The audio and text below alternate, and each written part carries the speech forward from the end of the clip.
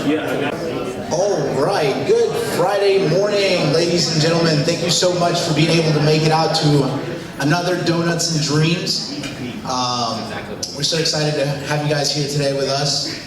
Let's give a big shout out and a big thanks to the Commerce Club, Fifth Third Bank, Knights of Siena, Worthwhile, Travel Tax, and Tax Times. Give it up for them.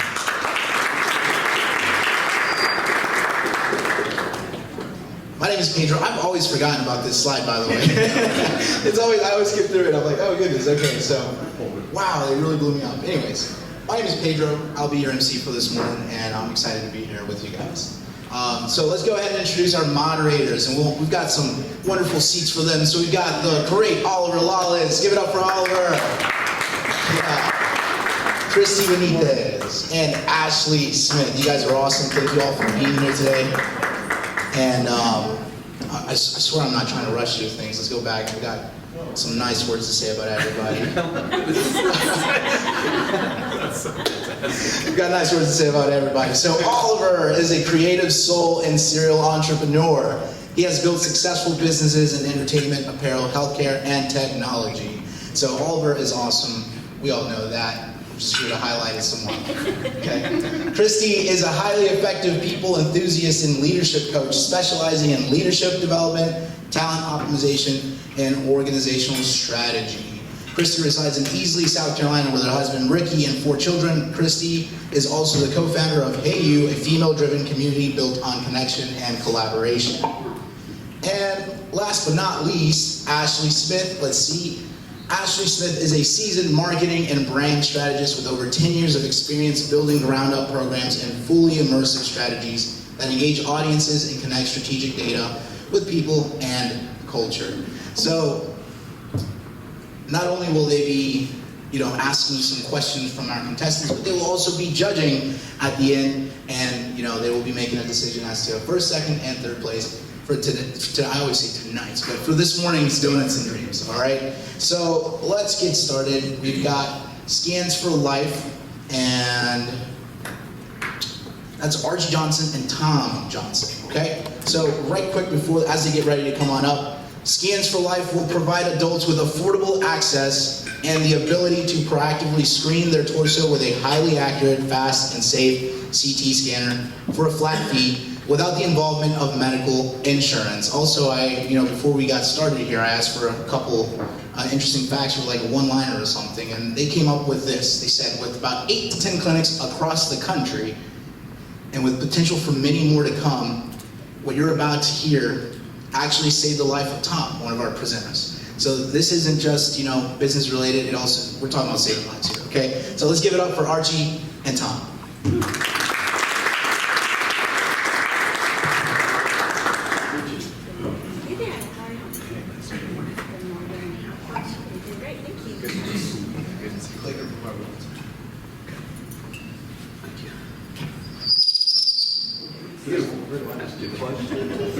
Here, come up here. Because that's going to be echoing. Can everybody hear us? Good morning, everybody. I'm Archie Johnson. And I'm Tom Johnson. And we're Scans for Life. So you may be wondering why Scans for Life. Now, you don't have to wait for a diagnosis to get a prescribed CT scan done. Scans for Life offers access to a scanner so you can proactively know if anything abnormal is happening inside your body. It can be too late after a symptom arises. Detect heart disease and cancer at the earliest stage through accessible CT scanning technology for a nominal self-pay fee. Scans for Life, where early detection saves lives. We're all serial entrepreneurs in this room. We have all had this thought. I wish I could get in on the ground floor of an opportunity that made a lot of money and helped a lot of people. In today's world, there are 2 top killers in the United States. One is heart disease, the other is cancer. In this room, I can comfortably say that you will be touched by one of those 2 things in your lifetime, either personally or in your family, and that may have already happened. That first line that you see there, during the time that we're going to be presenting and doing Q&A, 17 people will have died of cardiovascular disease. Our healthcare system is extremely reactive, it's complicated, but it's focused on treatment after you have a symptom. What we're doing is very different. We're looking at early detection before those symptoms occur. People want to have the ability to have better survivability and better longevity. Our target market is the 10-county upstate region of South Carolina, one of the most highly sought-after, desirable places to live in the country. We've done some very conservative net profit projections for 3 years for just one clinic. First year, obviously, we're going to be a ramp-up year. Stabilization should occur starting in the second half of year 2. Year 3 will be stable. A couple of points. These numbers do not include any annual price increases, which will have to happen. Also, the projections that we have here do not include any expansion of services that we may occur, nor does it take into consideration that all of our projections are based on one patient. Over 50% of the people that come in will come in with a spouse or a significant other. For those of you that like graphs, we've got a graph form. The colors are for the Clemson fans in the group. Our initial location will be in Greenville, and the 10-county upstate region will be our target market. We have focused on really creating a business in a box concept with a plug-and-play strategy for expanding into future locations, which we think ideally would be Columbia, Charleston, and Charlotte. We're seeking, the total cost of the project is $354,000. We're putting in 10% and seeking an investor for the remaining $319,000. This includes startup costs as well as 3 months operating capital. Exit strategy is to be out within 48 to 60 months. 3 to 5 times multiple is what small independent clinics are selling for in the country, which would put us in the neighborhood of 7.4 sales price. We'll take your questions now. I know you have questions. Yes? What's the price of the scan? How does that work? There are different prices for different scans. They range from $49 for a simple coronary calcium scoring scan up to $849 for a full body scan.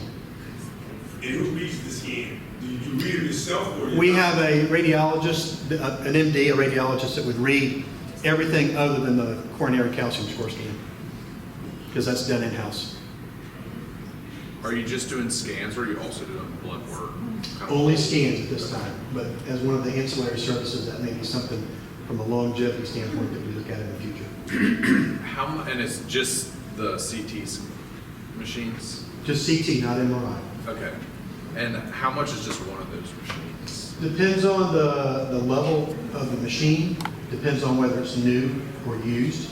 The ones that we're looking at range in price from $175,000 to $500,000 used.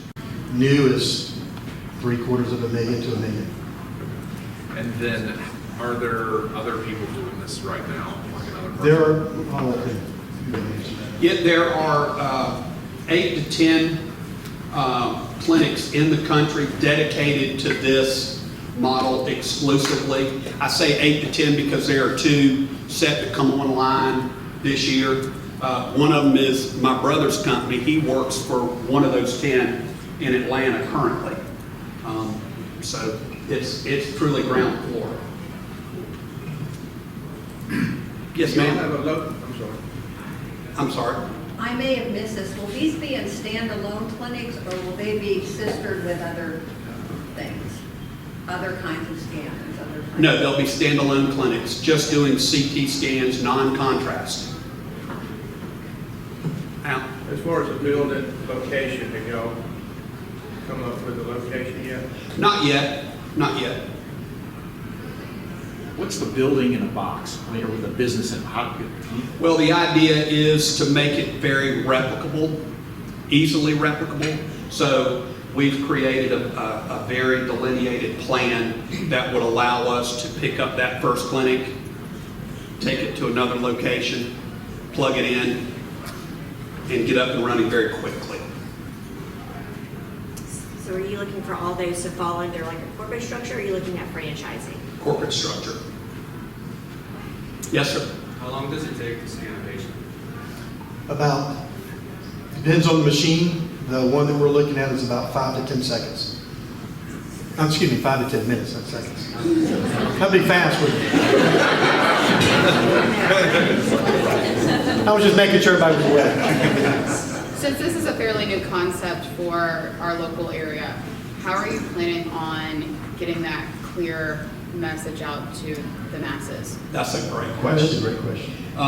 Our marketing concept is a little different, and it's going to be multi-pronged. We're going to form partnerships, strategic partnerships with organizations throughout our community. For instance, if you're a member of the YMCA, that may entitle you to a free coronary calcium score scan every year. You're a donor at the American Cancer Society.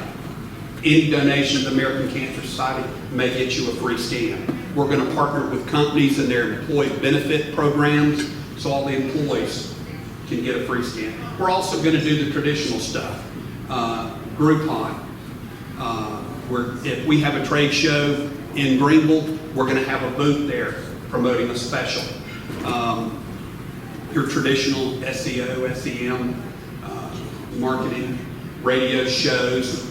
My brother's company in Atlanta, they have a big hour-long radio show every weekend. It's a very expensive. We're not sure if we want to go that route or not. We think there are a lot of other low-hanging, less expensive routes to go. Will insurance companies help fund for? At this point, insurance does not cover proactive preventive scheming, and that's the niche. They like to control a lot of things. And that's the frustrating part about this industry and about healthcare, is people don't want to wait until it's too late. They want to get it. They want to know early so they can go fight. And you have to have a referral from a physician That's right. to get a traditional scan paid for by insurance or cash pay. Our staff radiologist will provide us with a standing order to get around that requirement. And that's a DHEC requirement. So that's state by state then? DHEC, or is that? Well, every state has their own DHEC department, but it's pretty standard. So is that a pretty much Yes, national? the requirement for referral, yes, yes, it is. Elena?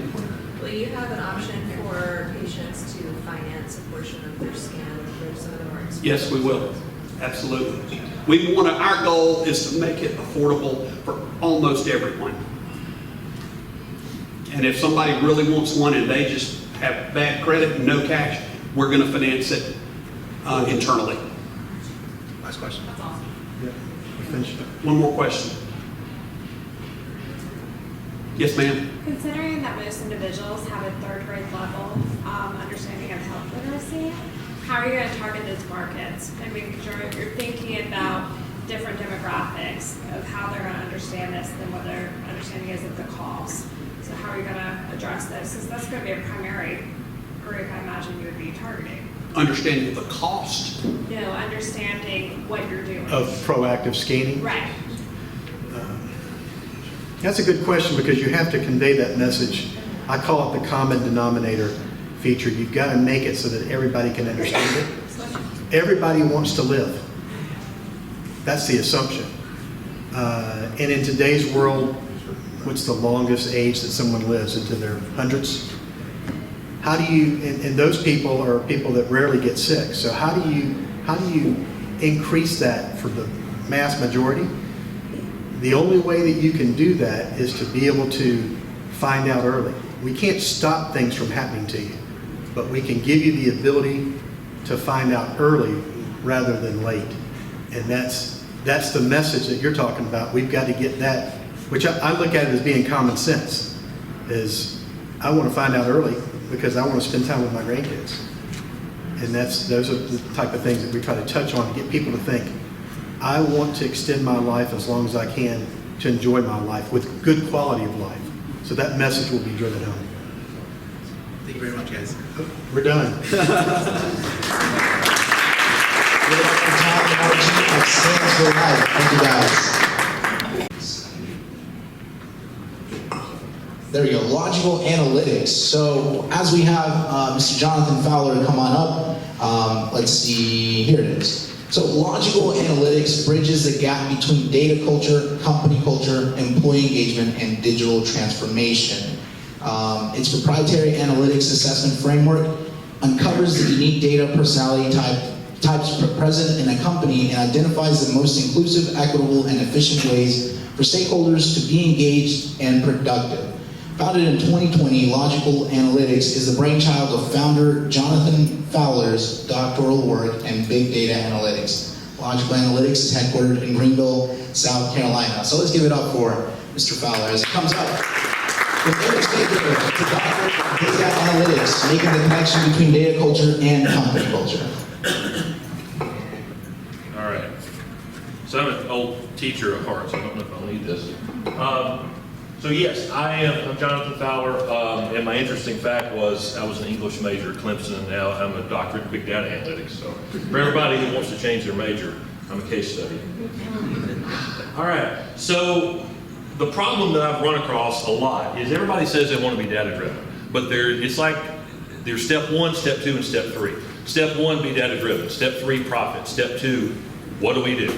There's no connection. And there's so many buzzwords, there's so many, just look at LinkedIn and data analytics. It's a buzzword ball pit. Jump in and get dirty.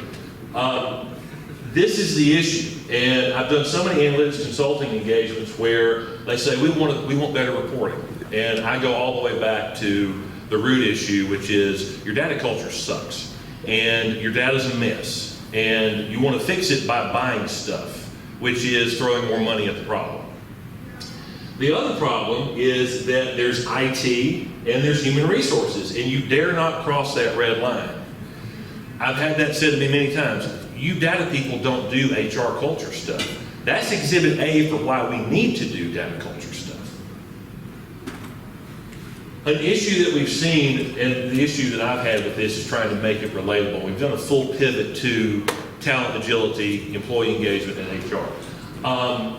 What does every employee in the company deal with, no matter their function? Data. Data is the lifeblood of the company, no matter what you do. And if you're not able to access it properly, you're not given the ability to get what you need, or you're told, I have the data, you just do what I tell you to do, there's a lack of engagement there that just kills employee culture, data culture, and company culture. That's why I say data culture is company culture. It's currency. Information is power. Data is power.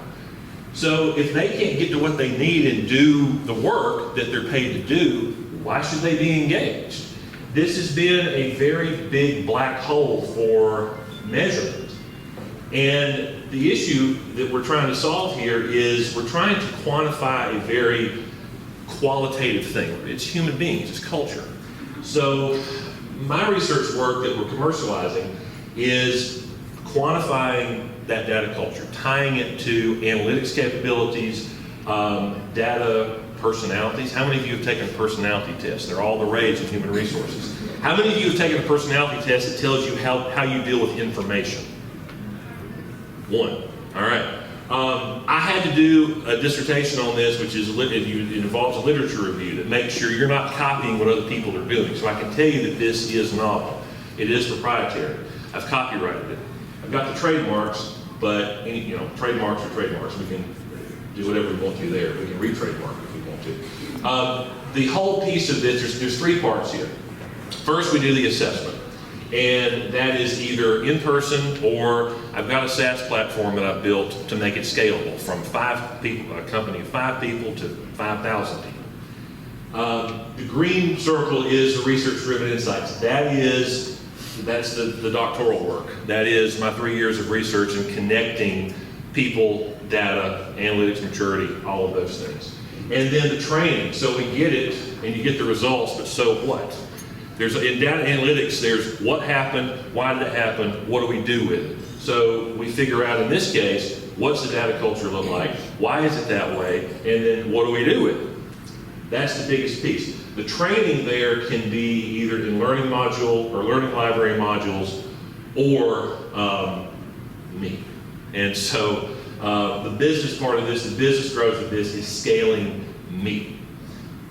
Which I'm pretty good at putting those things in learning modules because I teach graduate classes in analytics, so I've gotten pretty good at e-learning.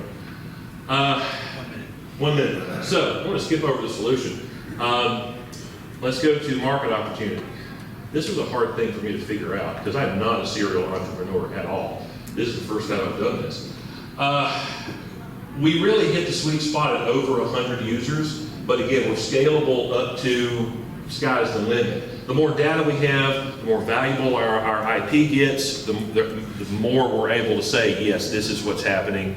Here's the connections that are strong. Here's what you need to do. As I see the total market opportunity is a little bit over $4 billion. And that's based on a pricing model that we can go into details of. And company history, I started doing this as consulting, realized that's not scalable, had a very good discussion with Gartner, which is the analytics kingpin, deal maker, rainmaker, and they said you need to go to talent agility because you're not a data analytics company that does HR stuff, you're a people company that's really good at analytics, and that clicked. So that's where we are right now. And there's me, and here's my board chair, John Osmond, he's in Nashville, Tennessee. Had quite a bit of experience in business, Fortune 500, fintech, biotech. So he's the business part of this because as you can tell, I'm all over the place with ideas in the academic part. So I gotta have a business guy. We are hiring a CEO this month, which I'm so excited about because that means I get to get a lot of stress off of me from doing everything. Q&A time, perfect. Can't believe I did that in 5 minutes. There you go. All right, Q&A. Yes, sir. So you mentioned about you can do this on SaaS, which means that it's online. How Yes. are you protecting that data, especially for employee data with companies? Very good. So that's my background. It's going to depend on what the HRIS systems are in place already. I'm sure you've got, you've got PI index. I think you can SaaS out to companies. That's a big one. Everything is going to have to be on premise in theory, right? Like everything's in cloud at this point. If you're not, you're behind. We're going to work inside that infrastructure. Now, in order for us to get the data out, it has to be de-identified because I do not want to know individuals' information inside the company firewall. I want to see just the person and the results. The short answer to that is it depends because everybody is so different in their IT infrastructure. Some are Azure, some are AWS, some are a mishmash. There's no quick answer to that one. But InfoSec is about half of what I do on a daily basis. So, good question. Yes, sir. Can you give me an example of where you went into an organization, what the problem was? Yeah. How you solved the problem and what the result was? The impetus for this was a cosmetics company in Connecticut.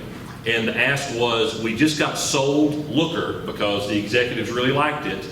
Nobody else asked about it.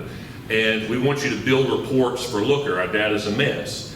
They had been bought and sold several times. So they had multiple data silos, which is a common problem.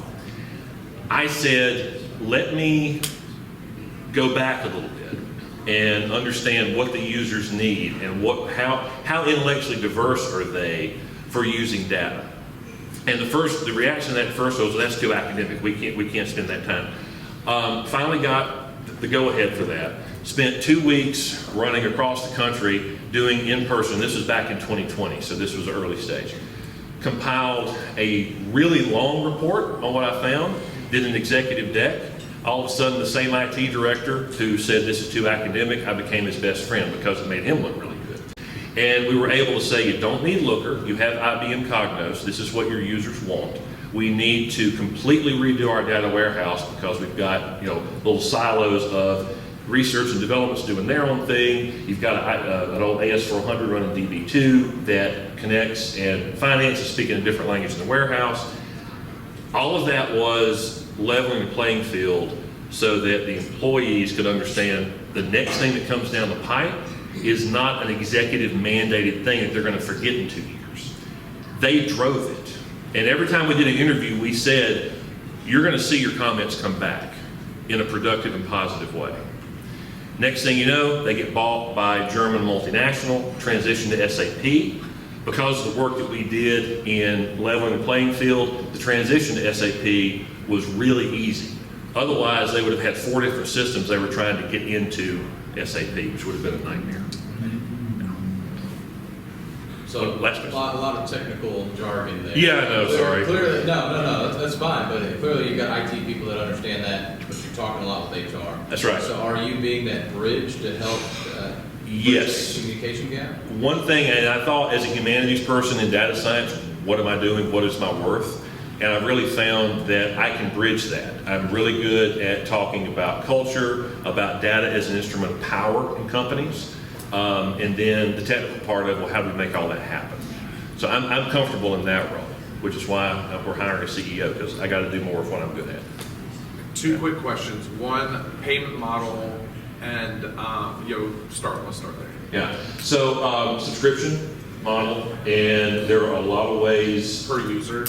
Well, yes, and that's the tiers based on the users. Look at any SaaS platform out there. They do per user, and then that cost goes down depending on the number of users that you have. And this is already built? Yes, I got the MVP, it's all open source. Once we have, because this is all bootstrap, there's no funding whatsoever from outside sources. But once we have either a partnership with, I've got a proposal in for the whole Canadian healthcare system, about $250,000 proposal.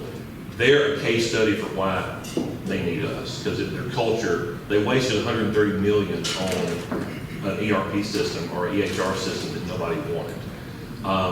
That would have been the influx of money, but then also they would have been a partner in developing a higher end SaaS application, and then we could have done royalties. That's one of the ways that we can fund that. We get a flagship partner, and all of a sudden we have royalties for them. I've got a couple rapid fire. Sure. Industry. Do you have a target industry or a target revenue per company? That was the hard part, because this is applicable to everybody. If you use data in your company, you're our target market. But we've got to focus. I'd say healthcare is a really good starting point. Also manufacturing, because with manufacturing you've got the office folks and you've got the plant folks, and the assumption is the plant folks don't deal with data, and that is a horrible assumption to make. Because the cosmetics company I worked with, I spent more time at the plant than I did at the company headquarters. And then I've heard you talk a lot about your knowledge and how you physically can assist companies with this product. How is that replicable as you scale? Yeah, so I'm really good at taking people's brains and putting them into code and algorithms. So I'm doing that, but then we also figure that no matter what the automation systems are for any kind of scalable product, your top tier, you should get a person. So that's the model here. There is top tier where if you want us on site for a week or for half an hour, you got it. There's always got to be an accessible human being. It can't be entirely SaaS and automated. Sweet. All right, give it up.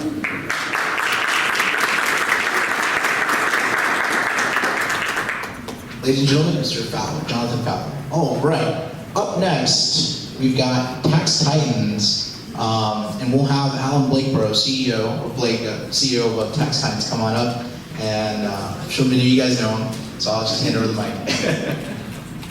Thank you, sir. So I got a story. Everybody in this room pays taxes. So one of the things that happened last year is had a friend of mine lost his business. The government came in and seized his bank account. He wound up losing his house, and he could not get any credit or anything, and the only people that had the ability to do that is the IRS. Now, it took him about 7 months to basically get everything fixed. Basically what wound up happening, his accountant died during tax season. And instead of notifying him, one of the assistants at the firm decided to file all of his returns and stuff for him. When they filed it for him, they also filed, unfortunately, the wrong address. So all of the IRS notifications and everything went to a different address. He never knew about it until his employees went to go cash their checks, and the bank said, sorry, there's no funds available.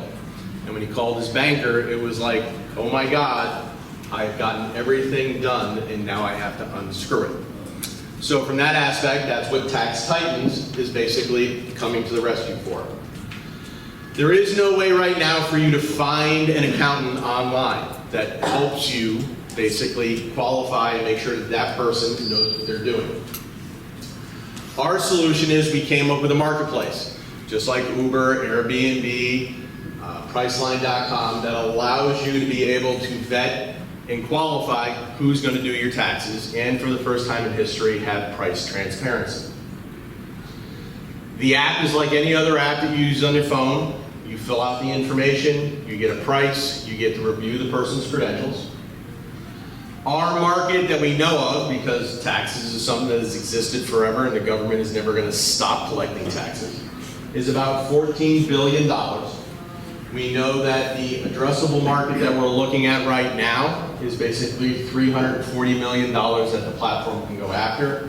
And immediately right now in the 4 states that we're targeting, we're looking at basically making $190 million over the next 2 to 3 years. So how do we get there, and how do we become a $100 million annually reoccurring revenue company?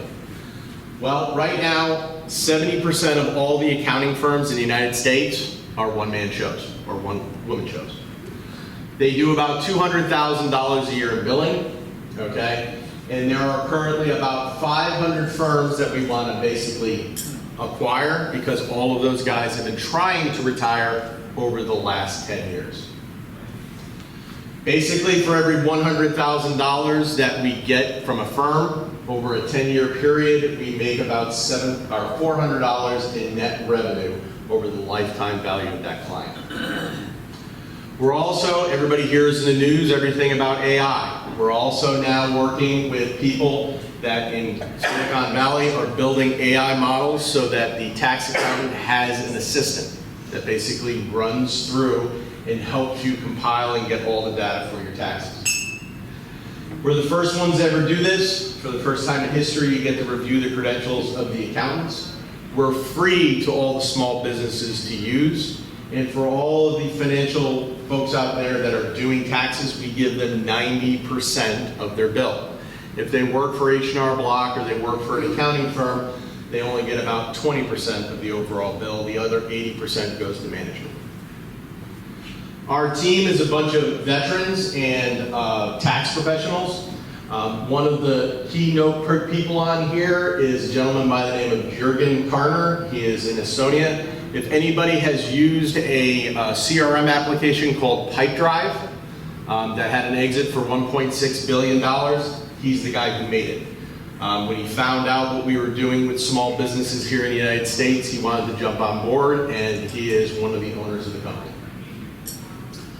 So our timeline, in a very quick amount of time, last tax season we noticed that this problem existed. We then built a platform with Worthwhile, who's one of the sponsors. We got accepted into a fintech accelerator out of Charlotte, North Carolina called RevTech Labs. We then launched it, put 150 firms onto the platform, and we have survived our first tax season. We have seen that the people who have gone on the platform, they have saved anywhere from 30 to 50% on getting their taxes done. The thing that we're doing now, going through May to November, is acquiring all the accounting firms that would like to retire, paying them for 1 times the value of their company.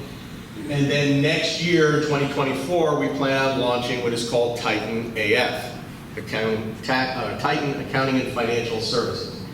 It is, no.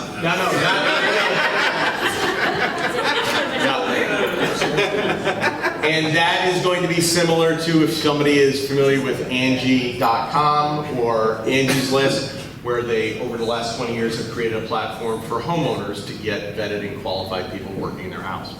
We are developing a platform for small business owners to have vetted and qualified services in order for them to grow their business.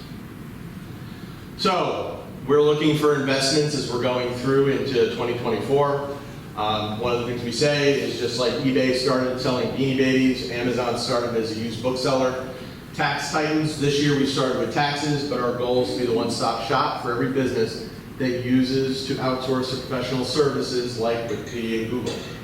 Our vision in the next couple of decades is that when someone has a small business and if they're looking for a solution, they're just going to say, well, let's go to Titan. Thank you.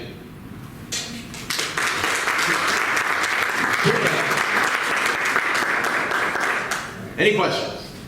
Yes, sir. How do you differentiate between what you're doing and a lot of the kind of race to the bottom freelance? So, for instance, Upworks and stuff. Yeah, Perfect exactly, example. exactly. So, Upworks, you basically say, hey, I'm looking for someone to do my taxes. Right. Okay. There's no questionnaire that you're giving. So there's no way for the person who is giving you a quote on your taxes to know whether or not you're doing good work, not enough good work. And the most important thing, you as a consumer have no idea to know if the person is even qualified. So with our platform, they have to have a minimum of 2 years of experience. They have to have what is called an EFIN number, which means they have been fingerprinted and background checked by the FBI and the IRS, okay? So that you know that the person that you're dealing with is qualified, has been doing it for 2 years, and you have a criteria that you can put in your search to make sure that they have errors in admissions insurance, meaning that if something goes wrong with your return, they're covered under insurance so you get your payout. So in identifying the fact that people are like, hey, I don't know if the guy at H&R Block was bagging groceries at Walmart last week.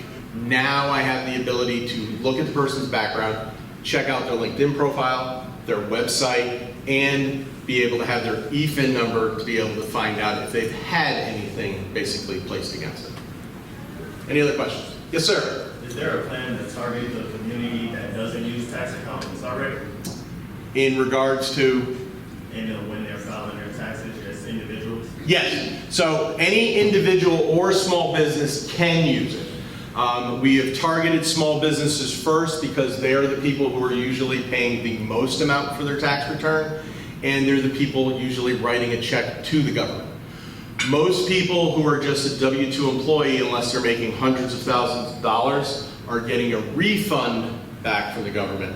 And there are plenty of platforms like TurboTax where if I just have a W-2 and my license, that I'm going to pay that small fee and then get my taxes. Our platform is designed and going after the 32 million small businesses and growing in the United States that has to pay for their taxes to get done. But there's nothing to prevent anybody from saying, hey, I want to spend $200, say, to get my taxes done because I'd rather have a CPA do it opposed to somebody at an H&R Block. Yes, sir. There's a big worry about the government hiring 80,000 IRS. Yes, sir. So great question. My next question, the fear is they're going after the small business, not the big companies, because the big companies have attorneys, they can fight them all day long. Correct. But the small businesses, do you feel like that's a true statement? I know it's a true statement. I'm going to take a little bit of extra time here. I'm actually flying out to the National Association of the AICPA conference in Vegas on Sunday. I'll be speaking out there for 4 days.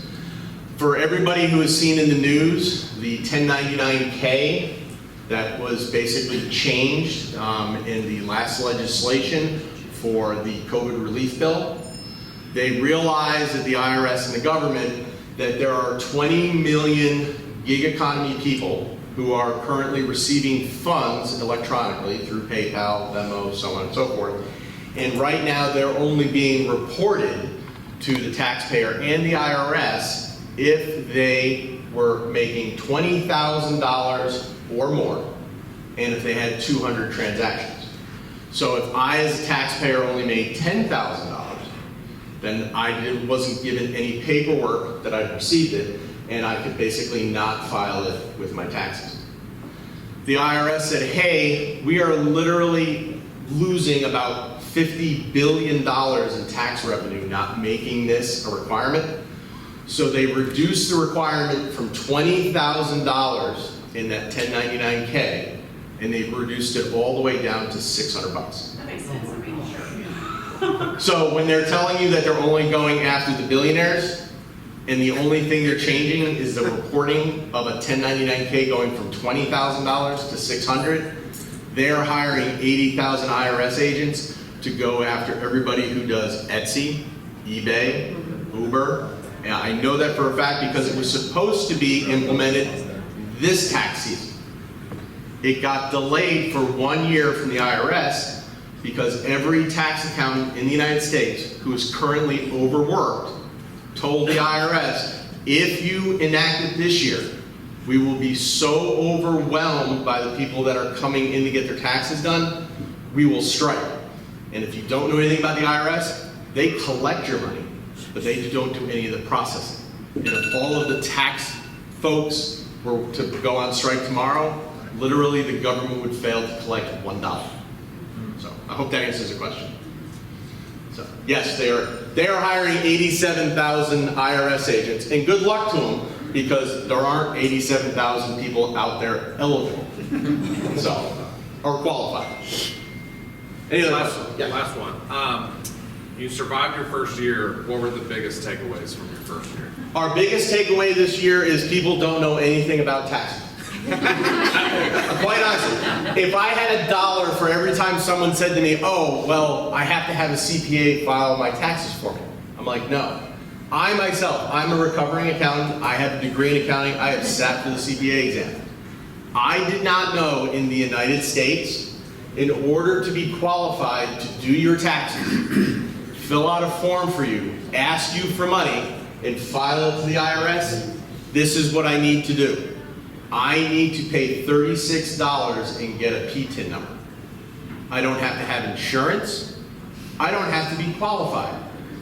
I could know absolutely nothing about taxes. We joke around internally. The IRS doesn't care who the bag man is, just as long as they get your money and they give it to the government. That is the biggest thing we've learned this year, is people go, I don't know anything about taxes, I just know that I pay them. And I pay my accountant and I don't argue with the price, because it's like paying the mafia for a pet. I don't want to get audited, so therefore I just give them the money and pray that I don't get audited.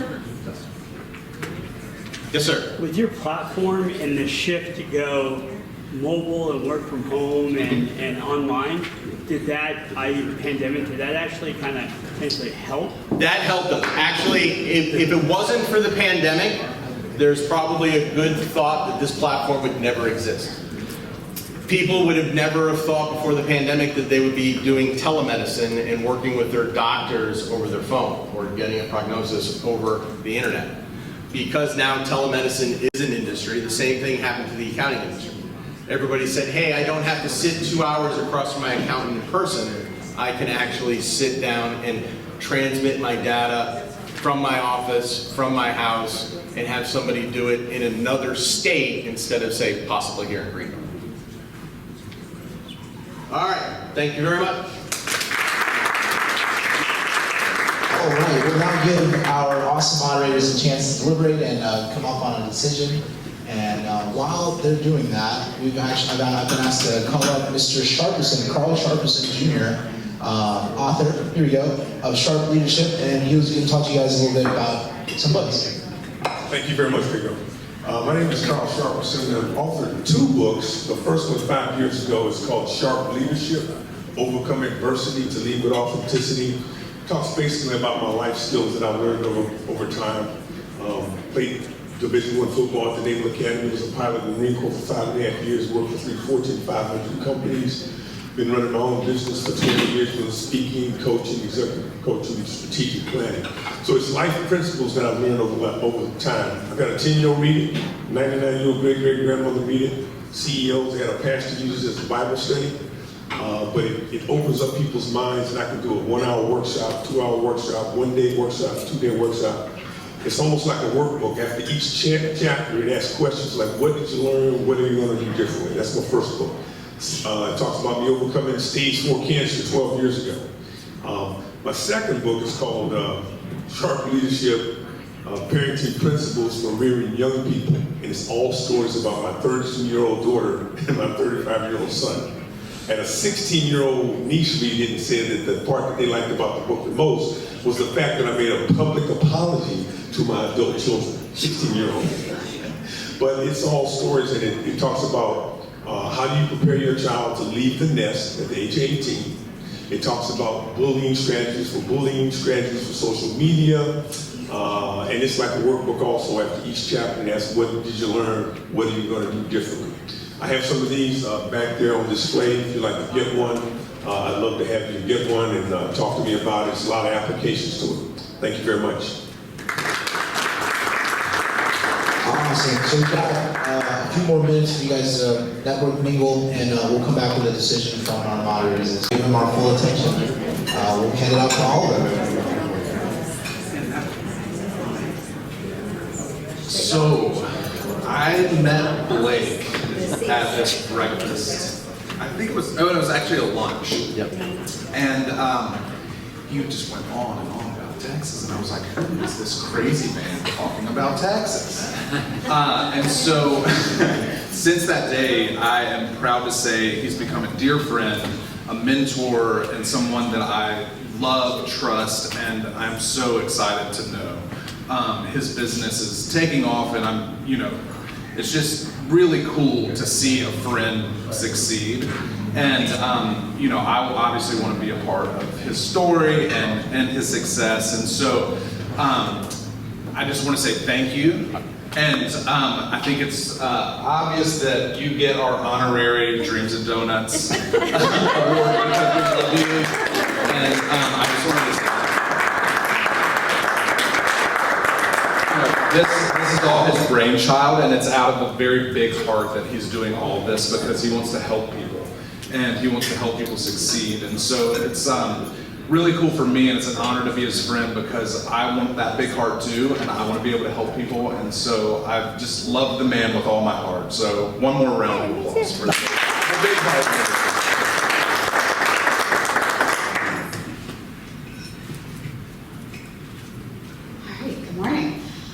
So we're going to start with our runner-up today, and I think on behalf of all three of us and the entire gang, both companies did an excellent job. I think you both have fantastic concepts, and we are so excited to be able to share some of your knowledge and your company information here today.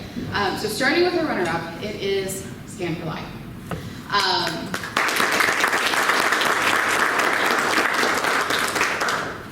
You guys did fantastic job. We absolutely love the concept. We love the concept. I personally love the concept of proactive health. Some of the takeaways that we had, the pros and the cons. The pros being proactive health, is something that is very impactful to our community and something that our specific community does not have yet, which is amazing. On the downside, a lot of the medical world hasn't quite caught up with you guys yet. Proactive health is not quite at the top of everybody's list. So we do feel that there are a little bit of biases that you're going to have to push through to make you guys known as the #1 source to get your health in order first before there's a problem. But outside of that, we think there's a lot of great marketability for you guys, and we can't wait to see you here in Greenville.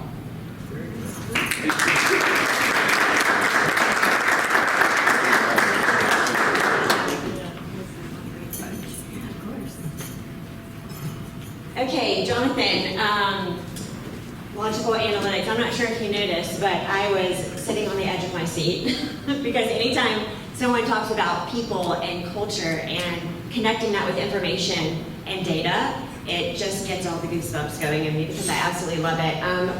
You know, information and data are one and the same, and you hear a lot about in workplace culture and working with a lot of companies that the number one thing that people need to do their job correctly is data and information. And I love that you're connecting the two with the culture. So with that, we would like to present you with our first place today.